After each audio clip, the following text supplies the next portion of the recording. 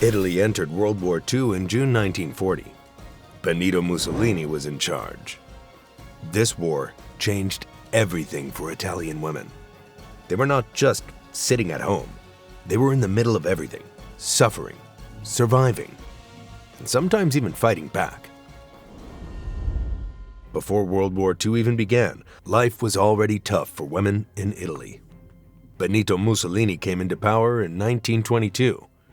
He started a fascist government, which meant he wanted to control everything: politics, schools, newspapers, and even how people lived at home. One of the first groups he targeted was women.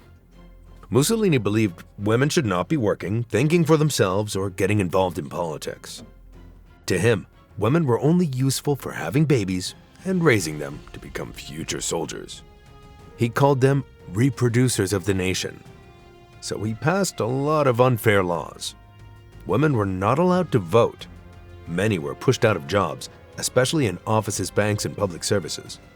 By the late 1920s, laws were passed that actually forced employers to hire fewer women.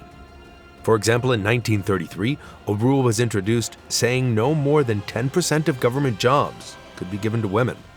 This meant thousands of women lost their jobs or were never hired in the first place.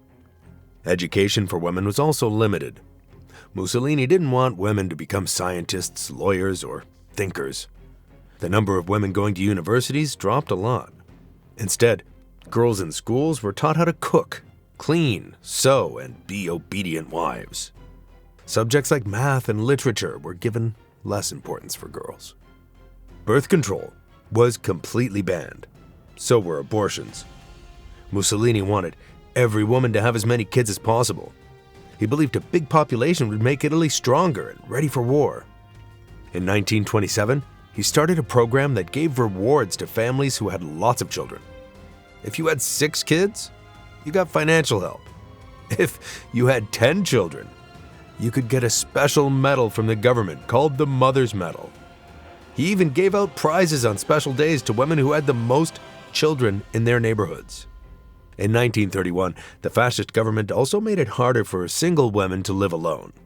They were watched closely, and many were encouraged to marry quickly and start having children. Divorce was almost impossible. The whole idea was to keep women under control and tied to their homes. By 1936, things had gotten even worse. Women were banned from many high-level jobs, like lawyers or judges. They couldn't teach in secondary schools unless they were single. Even female doctors had a hard time getting jobs unless they worked in women's hospitals or maternity clinics. Everything in society pushed the idea of the perfect fascist mother. Magazines, posters, and schools showed images of smiling women holding babies, cooking meals, and waving to soldiers. Women were expected to be quiet, obedient, and completely loyal to Mussolini's fascist state. When Italy officially entered World War II, the country was not ready at all. Mussolini thought it would be a quick war and that Italy could grab land easily. But the truth was very different. Italy didn't have enough weapons, fuel, or food. Most of its army was poorly trained, and factories couldn't keep up with military demands. This led to serious problems for everyday people, especially women. As men were sent to fight in places like North Africa, Greece, and later in the Soviet Union, Italian women were left behind to handle everything. Their husbands, brothers, and sons were gone. Some never came back. The entire country now depended on the women to keep things going. Women had to take over farms, which was not easy. Many had never done heavy farm work before, but now they had to plant, harvest, and care for animals all by themselves. Some walked for miles just to find water or gather firewood.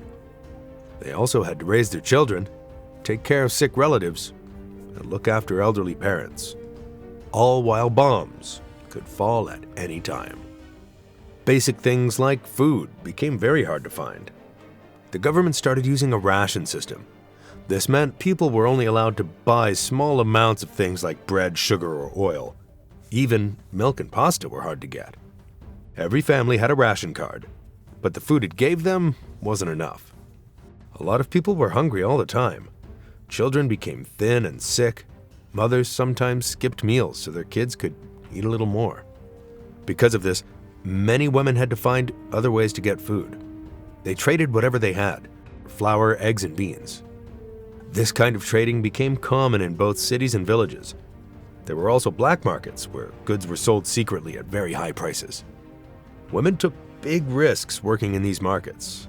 If caught, they could be fined, arrested, or beaten by the police. By 1942, Italy was losing the war. The economy got worse. Factories began to hire women to replace the men who'd gone to war. Many of these women worked long hours in dangerous conditions. They made weapons, repaired military trucks, and packed ammunition. These jobs were tiring and often unsafe. There were explosions, chemical leaks, and little to no protective gear. But women did it because they had no choice. At the same time, Allied planes began bombing Italian cities like Milan, Genoa, Turin, and Naples. These air raids were terrifying. Sirens would go off in the middle of the night, and people had to run to bomb shelters. Women had to grab their children and find safety, often in the dark. Many homes were destroyed. Entire neighborhoods turned to rubble. After the bombs fell, it was usually women who searched through the ruins, looking for survivors, food, or lost family members. In some cities, women organized emergency kitchens to feed hungry neighbors. Others joined groups to help rescue children from damaged schools. Many walked miles to get clean water or line up for hours just to receive a piece of bread from government stores. One of the darkest things that happened was the violence against women. In 1943, things got worse. Italy switched sides.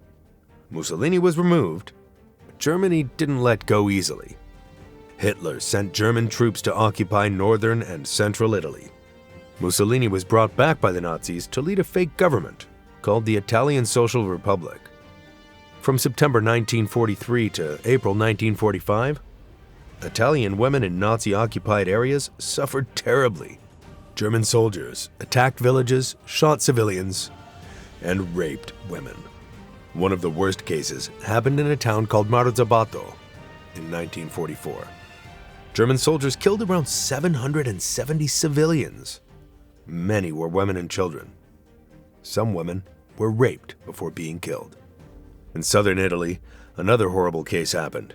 After the Allies invaded in 1943, soldiers from French colonial units called the Goumiers entered towns like Esperia and Ceccano. These troops, mostly from Morocco, raped thousands of Italian women. In some villages, nearly every woman was assaulted. Some were as young as 11. Others were over 70. These events became known as the Moroccanate. It was one of the most painful chapters in Italy's wartime history. Even though many Italian women suffered during the war, not all of them stayed silent. Some chose to fight back.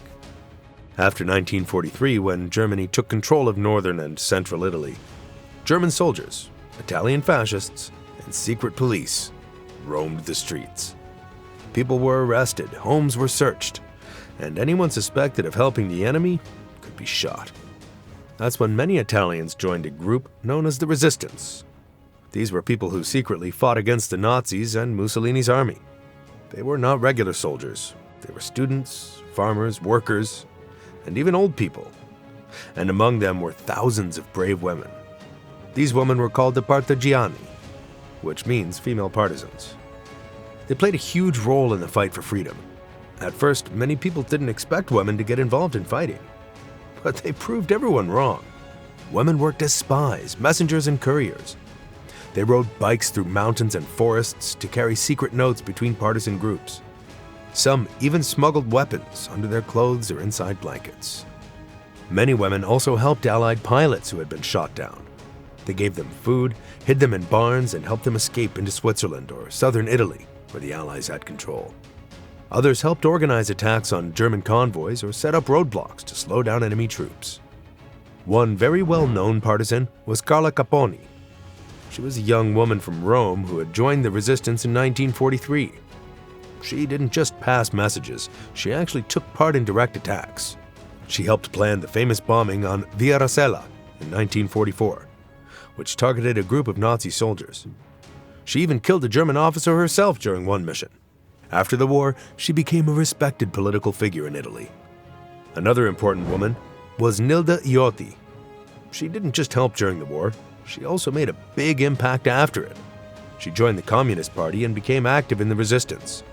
Later, in 1979, she became the first female president of the Italian parliament, which was a huge deal at the time. But not every story ended happily. Being a partisan was very dangerous. If women were caught helping the resistance, they were often tortured, imprisoned, or executed.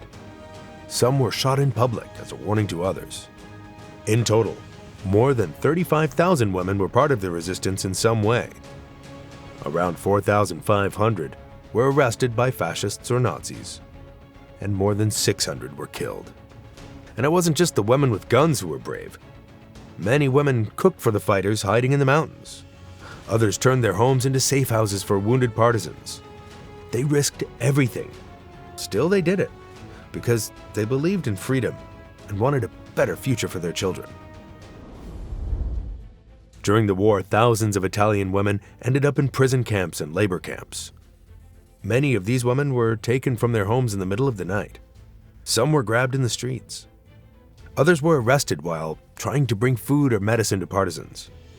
Once caught, they were often beaten, insulted, or forced to confess things they didn't do. After that, they were sent to prison or deported to camps. Some of these women ended up in concentration camps outside of Italy, especially in Germany and Poland. One of the most horrible camps was Auschwitz. In 1944, a group of 581 Jewish women from Italy was deported to Auschwitz. Almost all of them were killed in the gas chambers or died from starvation and disease. Very few ever made it back home. Others were locked up in camps inside Italy itself. These included places like Fossoli, Bolzano, and Risiera di San Saba. These camps were run either by the Nazis or by Italian fascists. Life inside was a nightmare. Prisoners were kept in dirty, freezing buildings. They were fed tiny amounts of food, just enough to survive, but never enough to feel full. Most people were always hungry, cold, and scared. At Risiera di San Saba, located in Trieste, things were especially terrifying. This was the only Nazi camp in Italy that had a crematorium. That means people were killed, and their bodies were burned right there. Many women were tortured, some were executed, and others just disappeared. Families often never found out what happened to their daughters, sisters, or mothers. One of the most well-known survivors is Liliana Segre. She was just 13 years old when she was arrested in 1944 because she was Jewish. First, she was taken to a prison in Milan, and later she was sent to Auschwitz with her father. Her father died there, but Liliana survived. After the war, she returned to Italy and stayed silent for many years. Later in life, she began to speak publicly about what she went through so that people would not forget. In 2018, she was made a senator for life in Italy as a way to honor her and keep her story alive. Inside these camps, women faced constant fear. They were forced to do hard labor like carrying heavy loads, cleaning toilets, or digging trenches. Some were used for medical experiments by Nazi doctors. Others were simply left to rot in overcrowded cells. Diseases like typhus and tuberculosis spread fast. There was no proper medicine, and people died every day. Some pregnant women were forced to give birth in the camps. Babies were often taken away, or just didn't survive. Mothers who cried or begged for help were punished. Despite all this, many women still tried to support each other. They shared pieces of bread, whispered prayers, and held hands during roll calls. Even in the worst conditions, they showed courage. In the big cities, life was full of fear. Places like Rome, Florence, Naples, and Milan were hit hard by bombs. Allied planes flew over these cities many times, especially between 1943 and 1945, dropping explosives on railways, factories, and even homes. But bombs weren't the only problem. Hunger became a daily struggle. Italy's supply chains were falling apart. Roads and railways destroyed. Farms couldn't produce enough. Shops had empty shelves, food was strictly rationed, and what was available was low quality. Bread was no longer soft or fresh. It was made from cheap flour, sometimes mixed with things like sawdust or mashed chestnuts, just to make it heavier. It tasted awful, but people ate it anyway, because there was simply nothing else. Milk and butter disappeared. Eggs were almost impossible to find. Sugar was like gold. Meat became a rare luxury. Most families lived off boiled vegetables or soup made from scraps. Many mothers stood in food lines for hours just to get a small piece of cheese or a single potato. And often when they finally reached the front of the line, the food had already run out. For some women, survival meant doing things they never imagined. A lot of them turned to prostitution, not because they wanted to, but because it was the only way to survive. They weren't looking for money. They were just trying to feed their kids. In exchange for a loaf of bread, a piece of meat, or a warm coat, they sold their bodies. It was heartbreaking and painful. Many were ashamed, but they felt like they had no choice. Winter was especially hard. The cold weather, lack of heating, and lack of enough clothes made it almost unbearable. Other women tried to barter, trading old clothes, curtains, or even pieces of furniture for something to eat. Some dug through garbage piles behind bakeries, hoping to find leftover crumbs. Children were sent out to beg on the streets or steal from markets. Crime went up in every city, not because people were bad, but because people were desperate. The war ended in Italy in April 1945, but the damage lasted much longer. Around 70,000 Italian women had lost their husbands. Many had lost their children. Whole villages were gone, cities were in ruins. More than 2 million women had worked in wartime jobs, but now they were pushed out so men could return to work. Some women were blamed for helping the fascists. Others were punished just for being seen with German soldiers. In places like Milan and Turin, women accused of sleeping with the enemy had their heads shaved in public and were paraded around the streets. It was cruel and humiliating. Even the women who fought in the resistance were often ignored. After the war, their stories were buried. It took decades for Italy to finally recognize their bravery. By the time the war ended, around 300,000 Italian civilians were dead, and among them were thousands of women. Some had died in bombings, others in prison camps, and many in random acts of violence by soldiers. But the pain didn't stop with death. Survivors had to deal with trauma, injuries, and poverty. There was no mental health care. Many women kept silent about what they had suffered, especially if they had been raped or abused. In Italian society, shame was often put on the women, not the attacker. It wasn't until the 1980s and 1990s that Italy started openly talking about these war crimes. Survivors slowly began to share their stories. Books were written, films were made. Memorials were built in towns like Marzabotto and Esperia. The role of Italian women in the war is still not widely known, but it's important to acknowledge their stories.